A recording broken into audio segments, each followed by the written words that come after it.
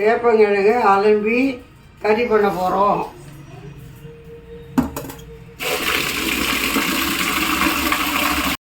கொஞ்சம் ஒரு புளி ஏன்னா சேப்பங்கிழங்கு காராமல் இருக்கும்.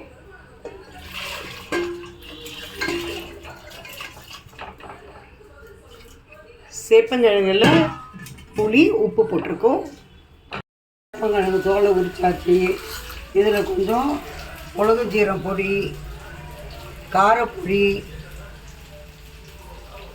கொத்தமல்லி, 2 கருவேப்பிலை, கொஞ்சம் உப்பு, தேவையுள்ள உப்பு, கொஞ்சம் அரிசி மாவு, இந்த இஞ்சி வெங்காயம் பூண்டியை இடித்து இதில் போடணும்.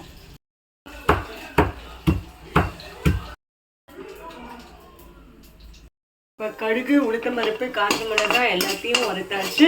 நம்ம ரெடி பண்ணி வச்சு சேப்பங்கிழங்கையும் மிக்ஸ் பண்ண போகிறோம்.